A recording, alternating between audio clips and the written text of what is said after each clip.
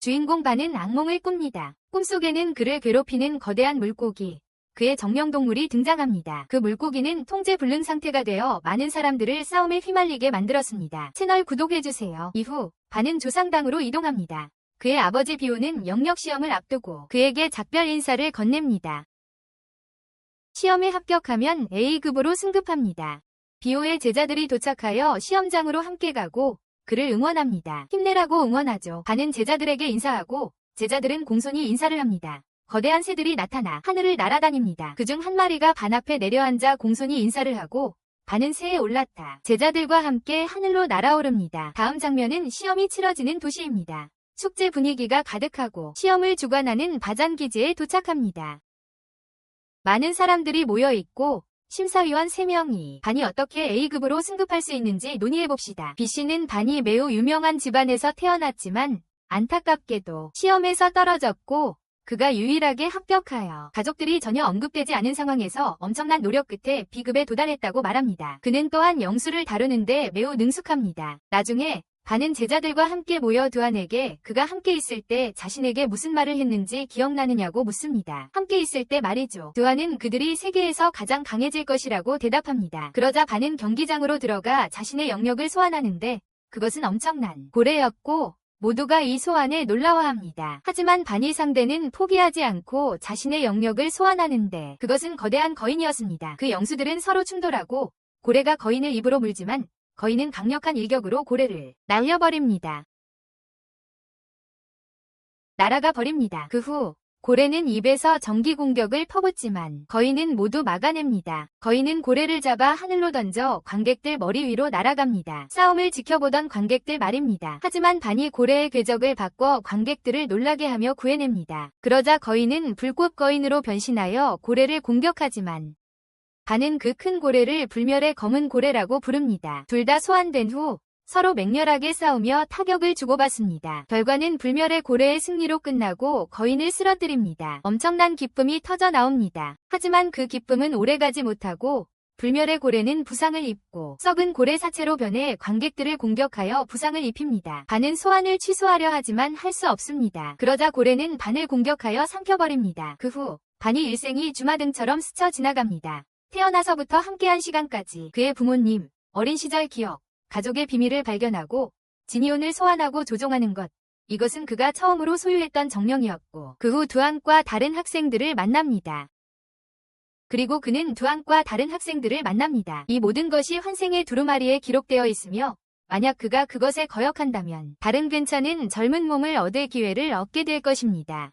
만약 그가 그의 형의 삶을 얻는다면 그는 자신의 필멸의 삶을 간접적으로 연장할 수도 있고 나는 당신이 성공할 것이라고 확신합니다. 그러자 벤은 새로운 모습과 새로운 옷을 입고 깨어나 지니온, 그의 고래를 소환하려고 시도하지만 사라지고 없었습니다.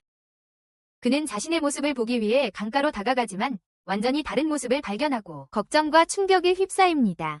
그 후 몇몇 경비병들이 그에게 다가와 그를 때리고 결국 체포되어 투옥됩니다. 이어서 감옥으로 장면이 바뀌고 그는 다시 시작해야 한다는 것을 깨닫고 자신의 정령 고래와 관련된 일들을 떠올립니다. 그는 자신에게 누가 이 모든 것을 계획했고 누가 자신을 이 몸에 넣었는지 묻는다. 그는 자신의 영적 힘을 사용하려 하지만 약한 영물들이 나타나고 그는 당황하여 이 이상한 생물들은 무엇인가 위하여한다. 그는 그들에게 능력이 무엇인지 묻고 봉제인형 강아지는 소변을 보며 식물 악마는 긴 덩굴로 강아지를 억누르며 반은 역겨움을 느낀다. 경비병이 다가오자 그는 그들에게 제자리로 돌아갈 것을 요청한다. 경비병이 들어와 강아지의 소변 냄새를 맡고 역겨워하며 그를 백공주에게 데려간다. 가는 길에 그는 경비병들에게 공주가 무엇을 원하는지 묻지만 그들은 아무런 관심을 보이지 않는다. 도착하자 반은 족쇄를 풀고 경비병이 보기 전에 손을 숨긴다. 경비병이 떠난 후 반은 백에게 다가가고 백공주는 그의 새로운 이름인 레오라고 부르며 새로운 삶을 환영한다.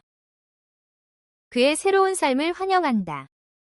그녀는 그에게 무엇을 원하는지 묻는다. 바이는 레오에게 자신이 왜 그의 목숨을 살려주었는지 아는지 묻는다. 그는 그녀가 친절해서 자신에게 잘못을 바로잡을 기회를 줄 것이기 때문이라고 대답한다. 실수를. 바이는 그의 무모한 행동, 즉 그녀의 음료에 약물을 넣고 부패한 계획을 실행하려 한 것에 대해 그를 질책한다. 그의 부패한 계획을 그녀는 태어나서 지금까지 이런 모욕을 당해본 적이 없다고 말하며 그에게 다가가 그를 죽이는 것으로는 만족할 수 없다고 말한다. 그녀는 그를 종으로 평생 가두고 원할 때마다 고문할 것이다. 고문할 것이다. 레오는 그녀에게서 물러서며 그것은 불가능하다고 주장하며 자신은 누구에게도 시중들 수 없는 버릇없는 아이라고 말한다.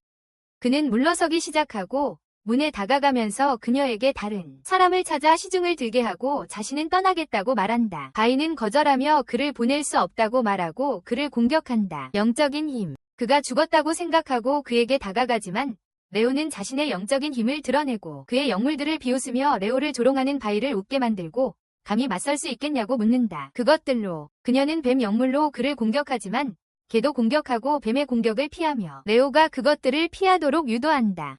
식물 악마는 공격할 준비를 하고 레오가 허락할 때만 공격을 시작하지만 바이는 뱀에게 공격을 명령하고 식물 악마를 뒤로 밀어낸다. 뱀이 그것을 삼키지만 식물 악마는 즉시 뱀을 묶고 개는 뱀에게 치명타를 날리고 바이를 격분시키며 바이는 뱀의 힘을 강화하여 불타는 뱀으로 만들고 그것은 식물 악마를 태우고 날려버리고 털복숭이 개도 공격한다.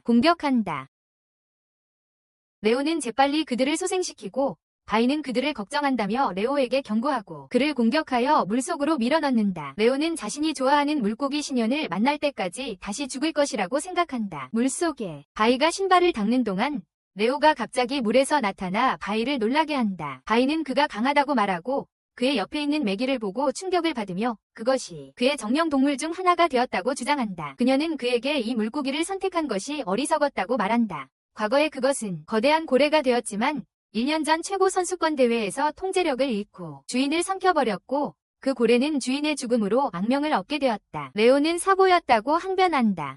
바이는 반박하며 조직에서 모든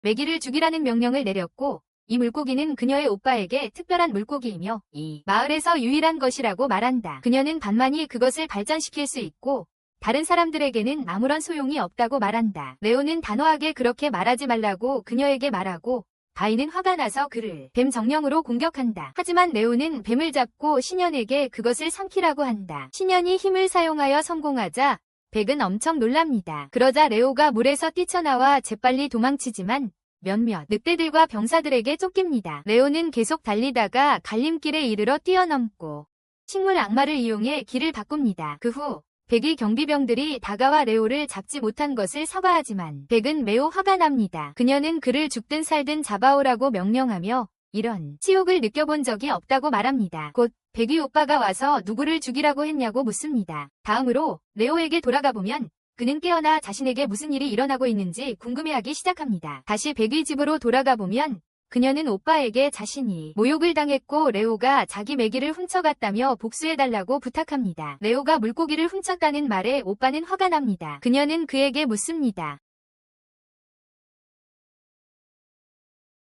오빠는 그녀에게 그게 강하지 않고 뱀만 잘 사용하면 이길 수 있다고 말한다. 조금만 집중하면 된다고. 그 능력은 본능적인 것일 뿐이라고 생각하며 그녀는 아직 힘이 부족하고 강해지면 주인을 치료할 수 있을 거라고 말하며 떠난다. 그녀는 아직 힘이 부족하고 강해지면 주인을 치료할 수 있을 거라고 말한다. 강해지면 말이다. 단, 예외가 있는데 그건 반뿐이다. 그녀의 진짜 힘과 날카로운 재치를 아는 유일한 사람이니까. 그녀의 진짜 힘과 날카로운 재치를 아는 유일한 사람이니까. 그는 반이 죽었다고 결론 짓고 그래서 아무도 이 물고기의 비밀을 모른다고 말한다.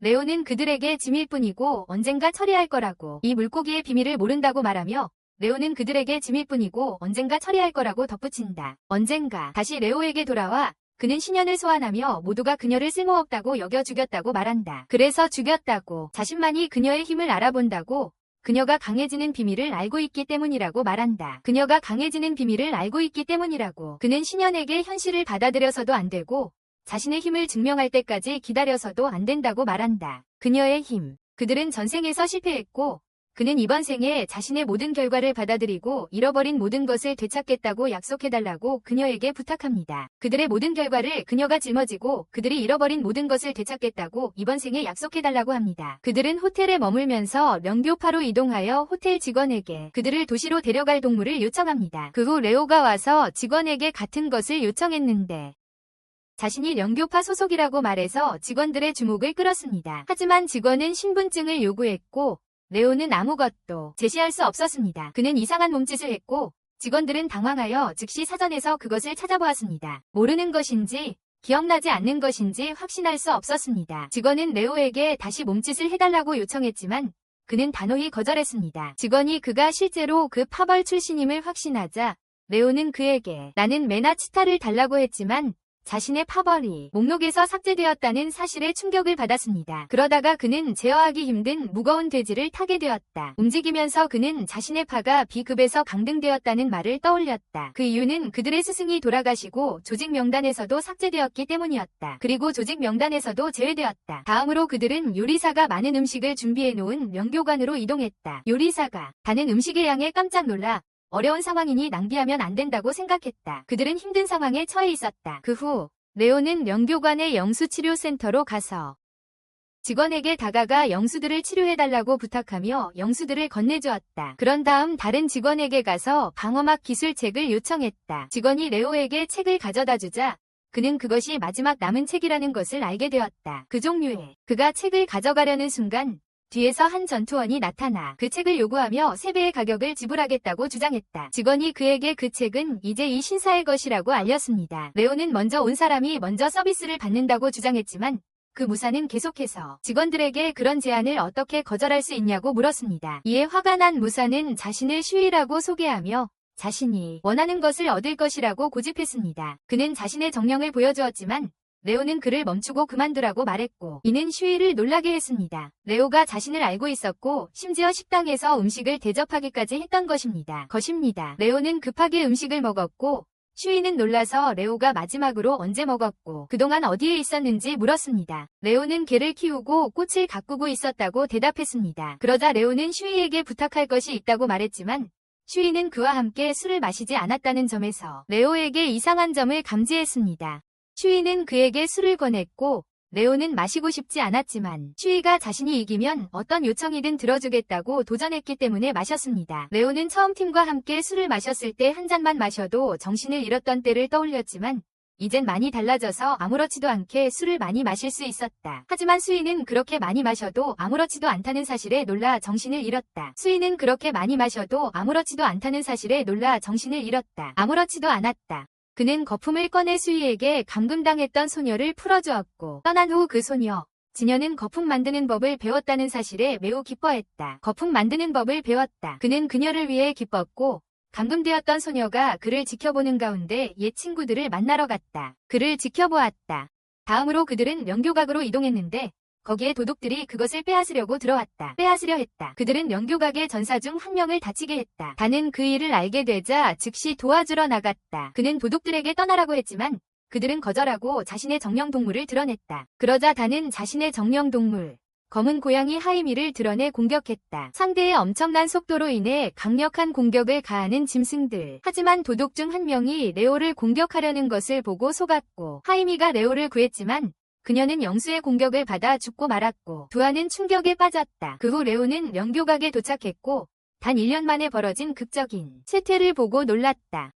그는 안으로 들어가 그곳에 도둑들이 있고 하이미가 상대의 이빨 사이에 끼어있는 것을 보고 경악했고 상대가 그녀를 던지자 두안이 큰 슬픔으로 그녀를 구했다. 하이미는 두안의 품에서 죽었고 그는 많이 울었다. 도둑들은 집을 빼앗으려고 했고 지금 당장 나가지 않으면 소녀까지 훔쳐가겠다고 위협했다. 하지만 레오의 개가 즉시 개입하여 도둑들과 용에게 자신의 영역임을 표시했다. 레오는 감히 제자들을 건드리다니 누가 감히 맞서겠느냐고 그들에게 말했다. 명교는 그 대가를 치르게 될 거야. 도둑 중 한 명이 용에게 개를 처리하라고 명령했지만 개가 용에게 일격을 가해 쓰러뜨렸고 모두가 그렇게 약한 개가 거대한 용을 쓰러뜨릴 수 있다는 사실에 충격을 받았어. 모두 개가 먼저 용을 표식했기 때문이야. 그러자 모든 도둑들이 자신의 정령 동물들을 불러내 레오와 그의 정령 동물들을 공격했지만 레오는 도망쳤고 실제로 그들을 밖으로 유인해서 아무도 보지 못하게 진원이와 함께 싸울 수 있었어. 그들이 밖으로 나가자 그들의 정령 동물들은 하나도 보이지 않았어. 레오는 진원이가 모두 먹어치웠다고 말했고 그 말에 도둑들은 겁에 질렸어. 그들은 1년 전 일 때문에 진원이는 소환이 금지되었다고 경고하며 레오를 신고하겠다고 위협했지만 레오는 진원이가 그들을 삼킬 수도 있다고 맞받아쳤고 그 말에 도둑들은 도망쳤어. 그 후 조가 레오에게로 나왔지만 그를 알아보지 못했어. 레오는 조를 껴안고 거의 자신의 정체를 밝힐 뻔했지만 자신을 알아볼 사람이 있다는 것을 기억해냈어.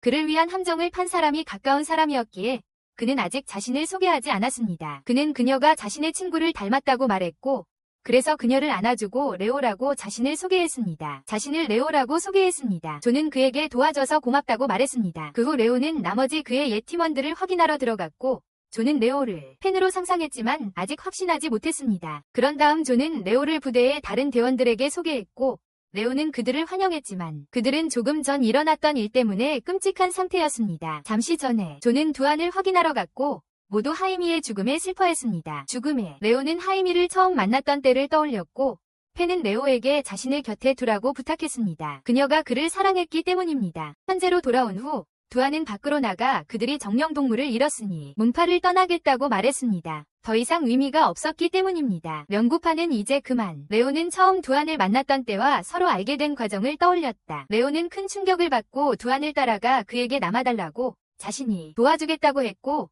두안은 크게 웃었다. 두안은 레오에게 소리치며 명구파에는 레오 같은 자가 필요 없다고 자신이 레오보다 강하다고 말했다. 레오 같은 외부인은 함께할 수 없다며 두안은 떠나기 시작했다. 조가 다시 그를 붙잡으려 했지만 두안은 거절하며 이 문파를 지켜왔던 사람 판사부가 죽었고 모든 것이 그와 함께 끝났다며 모두 문파를 떠나야 한다고 말했다. 모두 떠나기 시작했다. 조는 그들에게 남아달라고 설득하려 했지만 그들도 동의하지 않았고 명구파를 나섰다. 레오는 그들에게 남으라고 소리쳤지만 아무도 신경 쓰지 않았다. 그들이 떠난 후 비가 내리기 시작했고 레오의 기억이 되살아났다. 그는 안으로 들어갔고 그들은 윙에게 작별 인사를 하며 밖에 남았습니다. 특히 조는 많이 울면서 레오는 잠시 참아야 한다고 그리고 모든 문제를 해결하고 문파를 옛날의 영광으로 되돌릴 것이라고 스스로에게 말했습니다. 문제들을 해결하고 문파를 예전의 강력함으로 회복시킬 거라고 그는 깊은 슬픔을 느꼈습니다. 명자왈라 파빌리온에는 제자들이 남아있지 않았고 다는 거의 범사부 다음으로 그들의 스승이나 다름없었습니다.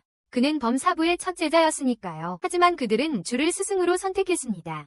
그녀가 유일하게 남은 가장 연장자 제자였기 때문입니다. 그들에게 남은 가장 연장자 제자였기 때문입니다. 그녀가 스승이 된 후 제자들은 그녀에게 무엇을 먼저 해야 할지 물었습니다. 하지만 유아주는 동시에 미래의 시험을 대비하여 요령을 사냥해야 한다고 말했습니다. 미래 시험을 위해서. 이 때문에 주는 유가 범사부와 같다고 생각하고 같은 생각을 했습니다. 그 후 주는 지도를 꺼냈고 지도를 보자 좋은 장소를 많이 찾을 수 없었습니다. 좋은 장소를 많이 찾지 못했습니다. 하지만 리우는 좋은 곳을 안다고 했습니다. 그래서 그들은 새로운 장소로 갔지만 다른 많은 무사들이 영수를 찾고 있었습니다. 리우는 그들을 아무도 없는 더 한적한 곳으로 데려갔고 아무도 그들을 따라오지 않도록 확인했습니다. 그러고는 산꼭대기에서 뛰어내렸는데 그들을 놀라게 했지만 그 후에는 식물 요정을 이용해서 한 명씩 천천히 내려왔습니다. 그들이 계속 걷자 여러 등급의 다양한 동물들을 만났는데 군사화된 꽃과 원숭이 같은 것들이었습니다. 리우는 가장 중요한 영수는 4등급이 있다고 말했습니다. 1급 고양이부터 4급 용까지 말이죠. 그러다가 매우 사나운 것으로 알려진 부려우를 만났는데 리우는 그것이 그곳에 있던 다른 사람의 것이라는 것을 알아챘습니다. 그러자 부려우의 주인이 리우를 공격했지만 리우는 피했습니다. 그러자 주인은 그들에게 그곳은 자기 땅이니 떠나라고 도망치라고 말했습니다. 하지만 리우와 다른 사람들은 자신들도 영수를 가지고 있다고 속였습니다. 실제로 영수를 보여주지는 않았습니다. 영수가 없었기 때문이죠. 그저 그를 속이려고 했던 겁니다. 그 모습에 여우 주인은 걱정했습니다. 여우 주인은 무서워서 여우를 데리고 떠났습니다. 그때 무서운 소리가 들렸습니다. 고급 영수였습니다. 모두 소리가 나는 쪽으로 달려갔습니다. 그리고 그걸 발견했습니다. 판다 유니콘이었습니다. 모두 그것을 얻으려고 했습니다. 여우 주인은 먼저 자기 여우를 시켜 판다를 공격하게 했습니다. 하지만 판다는 여우의 색깔을 흡수하여 공격을 무효화했습니다. 그리고는 여우 주인을 공격하여 그의 색깔도 사라지게 만들었습니다. 그러자 판다는 리우를 공격하려 했지만 리우는 재빨리 피했습니다. 자신의 색깔이 흡수되는 것을 막기 위해서였습니다. 흡수되지 않도록 말이죠. 그는 나머지 팀원들에게 다치지 않도록 숨으라고 말했습니다. 그러자 리우 몸의 색깔도 변하기 시작했습니다. 그는 자신의 정령 동물인 개를 불러 자신에게 소변을 보게 해 색깔 흡수 효과를 망치라고 했습니다. 개가 그에게 소변을 본 후에도 전혀 도움이 되지 않자 유는 정말 화가 났습니다. 개가 그에게 소변을 본 후에도 전혀 도움이 되지 않아 유는 정말 화가 났습니다. 그러자 판다는 부려우를 공격하여 다치게 했습니다. 여우 주인이 여우를 확인하러 갔을 때 여우는 실제로 다치지 않았다는 것을 알게 되었습니다. 그것은 모두 판다가 만든 환상이었습니다. 그것을 알아차린 후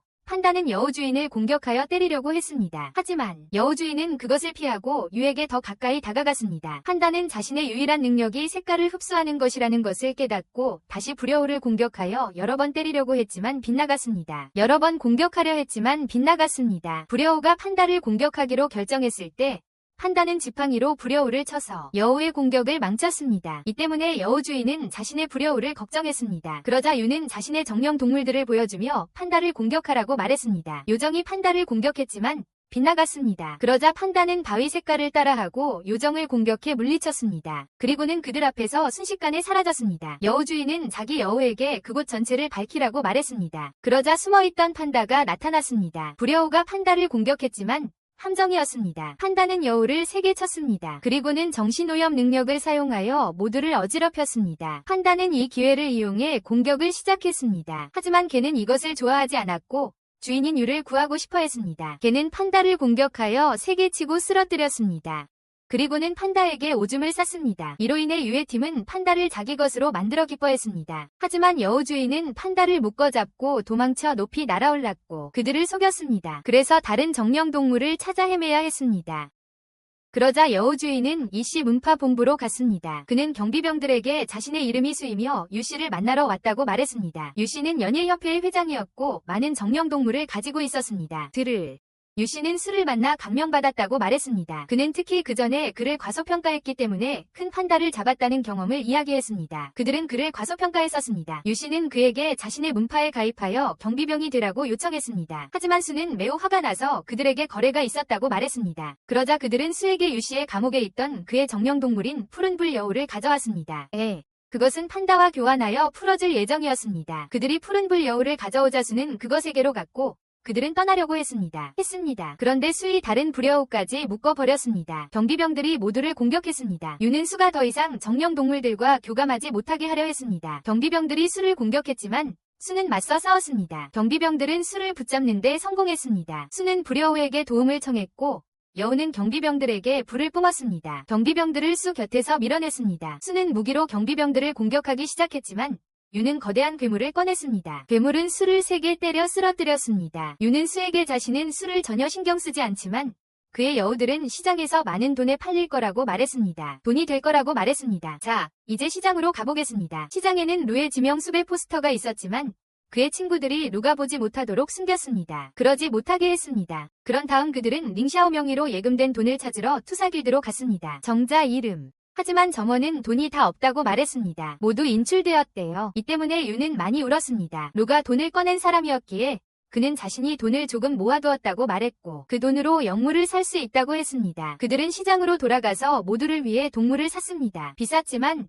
좋은 가격을 얻을 때까지 판매자와 흥정했습니다. 요리사를 제외하고는요. 계속 찾아보다가 판매 중인 판다를 보았습니다. 그들은 자신들이 판다를 잡았기 때문에 자신들의 것이라고 주인에게 말했습니다. 하지만 판매자는 동의하지 않았고 그들에게 화를 냈습니다. 하지만 판다는 영소의 일원이 판매자에게 장난을 치도록 도왔고 사라졌습니다. 판매자가 판다 오리에 들어갔을 때 장난은 끝났고 판다는 다시 나타나 그를 때렸다. 그러자 요리사가 판다에게 다가가 마음으로 이야기했다. 요리사는 판다에게 자신들에게 일어난 일을 보여주며 자신의 정령동물이 되어달라고 부탁했다. 그러자 판다는 자신의 정령 표식을 보여주었다. 요리사는 유의 도움을 받아 처음으로 정령동물을 얻게 되었고 판다를 자신의 정령동물로 삼았다. 처음이었기 때문이다. 그때 묶여있는 파란색과 빨간색 여우들을 보았다. 이를 본 유는 놀라며 소가 자신의 정령동물들을 팔고 있다고 생각했다. 그들은 여우들을 풀어주었다. 두 여우는 유와 그의 친구들에게 소에게 일어난 일을 이야기하며 위문교에서 소를 구해달라고 부탁했다. 위문교에서 소를 구해달라고 부탁했다. 하지만 영소각과 위문교 사이에는 큰 문제가 있었다. 유는 정령장군과 같은 막강한 힘을 가지고 있었다. 하지만 유는 다른 생각을 가지고 있었고 그들에게 자신의 각으로 가자고 제안했다. 그는 그들에게 손수건을 주었는데